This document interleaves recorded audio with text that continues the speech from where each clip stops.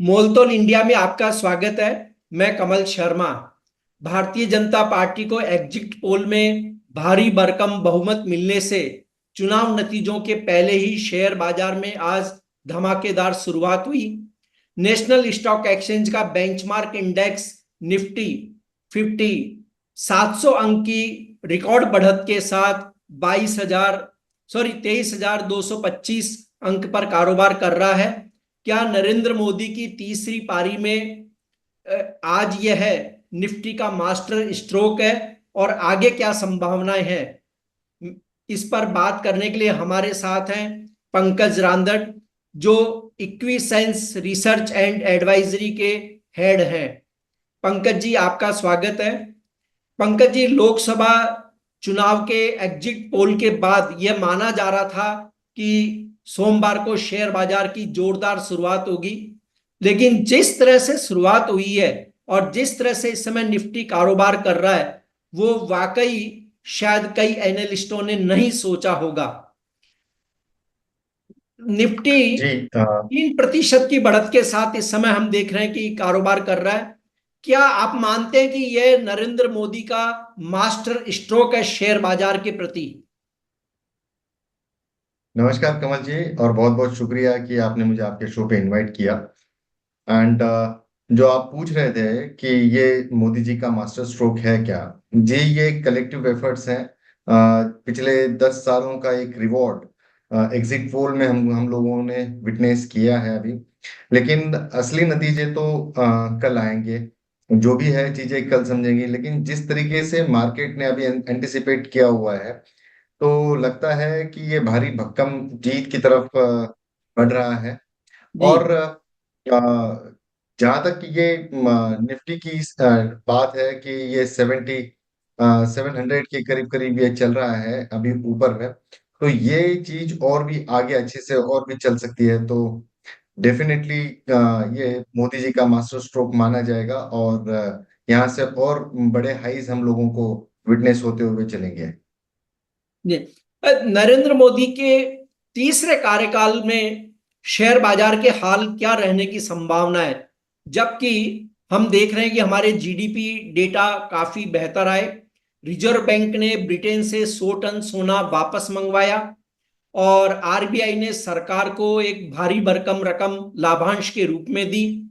इसके अलावा नरेंद्र मोदी के कार्यकाल में डिफेंस, सेमीकंडक्टर, सोलर से लेकर के हर उस इंडस्ट्री पे काम हो रहा है जिसे भारत की आवश्यकता है और जो भारत के लिए फॉरेन में बहुत अच्छे मार्केट है। आप क्या संभावना देखते हैं शेयर बाजार की अब?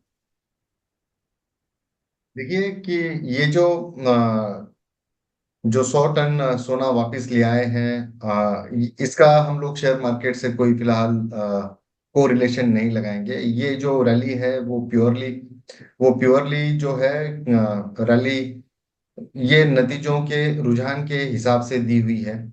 और एफआईज के इतने ज्यादा शॉर्ट्स थे, तो ये शॉर्ट कवरिंग भी हो रही है मार्केट की। तो ये काफी अच्छा मूव है मार्केट के लिए।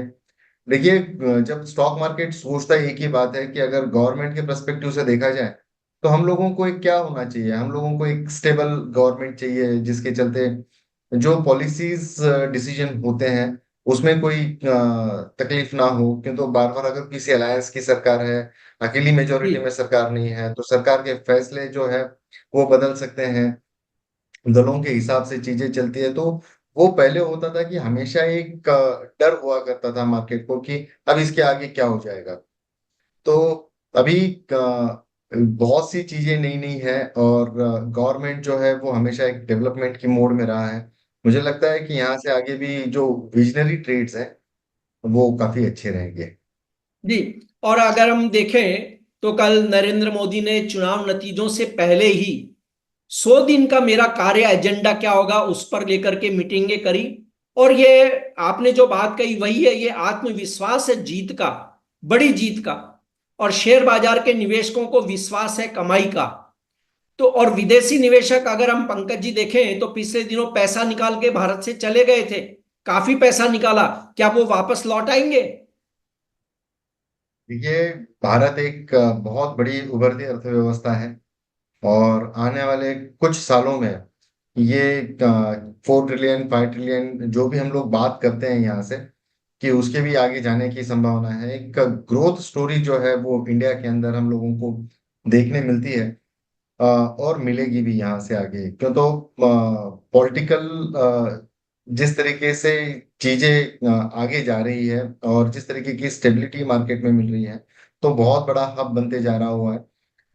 चाइना में काम करने के लिए एक लिमिटेशंस आ रहे हैं, जबकि एक भारत जो है वो ओपन व्यापार के लिए एक खुला मंच है अभी सभी के लिए। और जो फॉरेन नीति भी हम लोगों की रही है वो काफी अच्छी है। फिस्कल डेफिसिट से देखिए, जीडीपी के आंकड़े देखिए, आप ये भी देख लीजिए कि जी जीएसटी का कलेक्शन देख लीजिए, तो ये दर बदर ये चीजें बेहतर होती जा रही है। तो ये एक हिंदुस्तान एक अच्छा विकल्प है, तो इसको कोई नजरअंदाज करके नहीं चल सकता है। और एफआईज ने जितना पैसा निकाला है वो बहुत ही भयंकर तरीके से पैसा निकाला। तो अभी उनको वो जो शॉर्ट्स में बैठे हुए थे, जो जी जी फ्यूचर्स की एक कहावत है कि जो काफी सारे जो कॉन्ट्रैक्ट्स है ह्यूज क्वांटिटी में उन्होंने शॉर्ट्स करके बैठे हुए थे, तो वो एक तकलीफ जो है वो उनको फेस करनी पड़ेगी। और दोबारा मार्केट में पैसा लगेगा जी। उनका, वो तो जरूर लगेगा। जी, पंकज जी, अगर हम अब तीसरे कार्यकाल की बात करें बीजेपी सरकार की, तो कौन से ऐसे सेक्टर हो सकते हैं जहां एक शेयर बाजार के इन्वेस्टर को अपना फोकस करना चाहिए, ध्यान देना चाहिए जिस सेक्टरों पर? अभी देखिए कि आपको याद होगा कमल जी कि संसद में खड़े रहकर जब मोदी जी ने कहा कि जिस पे लोग कहते हैं अपोजिशन वाले कि ये चीज नहीं चलेगी, तो मैं दावे के साथ कहता हूं कि उसमें पैसा लगा दो। और उसके बाद में आपने विटनेस भी किया है कि पूरी हिंदुस्तान और स्टॉक मार्केट में जितने भी लोग काम करते हैं, कि वो उन्होंने विटनेस किया है कि उस समय वो मिड कैप में वो अच्छे छोटे जी बैंक्स में कहिए या स्मॉल कैप्स में कर दीजिए, पीएसयूज के अंदर जिस तरीके की रैली देखने मिली है, अब ये रैली और भी ज्यादा कंटिन्यू होते हुए नजर आएगी। पीएसयूज के अंदर अच्छे, मैन्युफैक्चरिंग्स के अंदर एक अच्छे विकल्प हम लोगों को है। आप मिड कैप आईटी में देख लीजिए, कोफोर जैसे स्टॉक ने मतलब कहर कर दिया। इंडियन होटल्स जैसे स्टॉक्स ने, जो होटल इंडस्ट्री में है पर मिड कैप में माना जाता है, वो अच्छा जी खासा चलेगा। आप देख लीजिए कि पावर सेक्टर के ऊपर बहुत ध्यान है, ग्रीन एनर्जी के ऊपर बहुत ध्यान है। तो पीएफसी, आरईसी, एनटीपीसी, कोल इंडिया, पावर ग्रिड, ये पावर सेक्टर्स के स्टॉक्स सभी में एक लंबी तेजी आने वाले समय में हम लोगों को देखने मिल सकती है।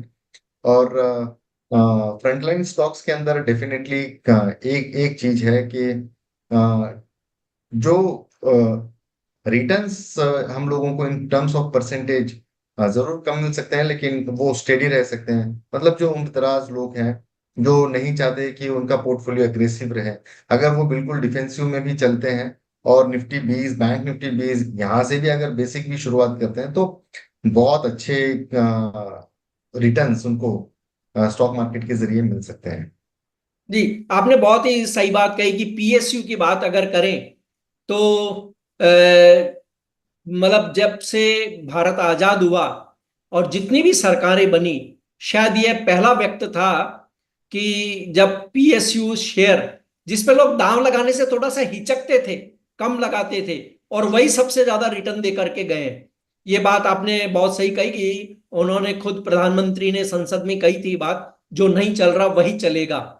ये एक बहुत ही अच्छा रहा इन्वेस्टरों के लिए। और आपने सजेस्ट किया कि कोई अगर शेयर बाजार का बहुत ज्यादा गणित नहीं जानता हो तो वो पीएसयू शेयरों में पैसा लगाने के बारे में सोच सकता है।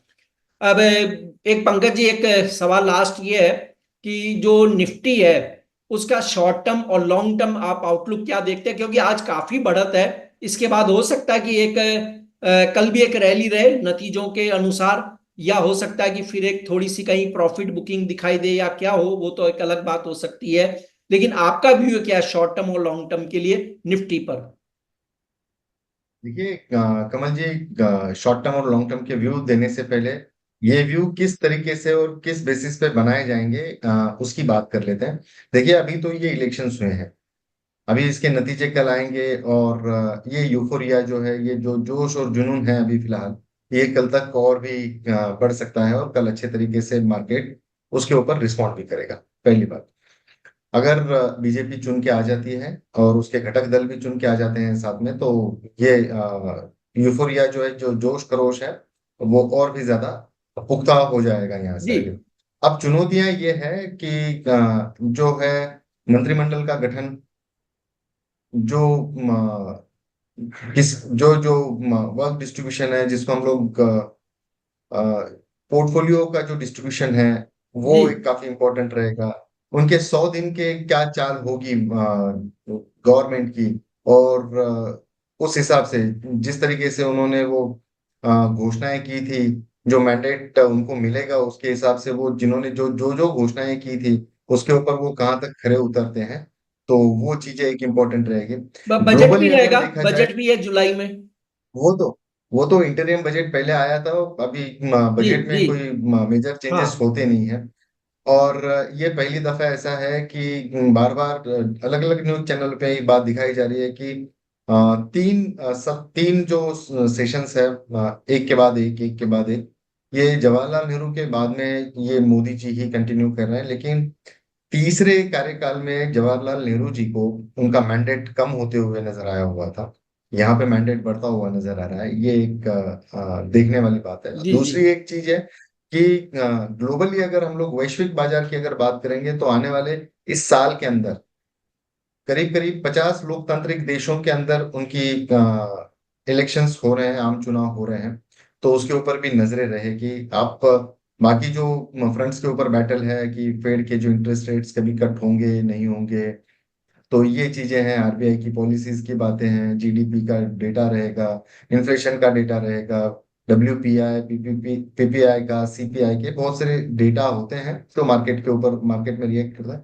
मोटा मोटी तौर पे अगर हम लोग देखते हैं, तो ये काफी खुशनुमा माहौल लग रहा है। और आने वाले समय में निवेशकों को निवेश की जो जो संधियां होगी वो बहुत मिलेगी। जी। पंकज जी, आपका कोई डिस्क्लेमर? मैंने कोई स्टॉक का रिकमेंडेशन किया नहीं है यहाँ पे, तो मेरा कोई डिस्क्लेमर नहीं होगा। ये एक आम चर्चा है हम लोगों की। इसको कोई भी तरीके से, जो भी ट्रेड्स मैंने दिए वो जिस भी शेयर्स के मैंने नाम लिए हैं, अगर आप उनमें से किसी से अगर कोई ट्रेड करना चाहता है, तो मोल तोल के सभी दर्शकों से एक रिक्वेस्ट रहेगी कि वो अपने फाइनेंशियल एडवाइजर से एक बार राय मशवरा जरूर करें। जी। धन्यवाद पंकज जी। Thank you.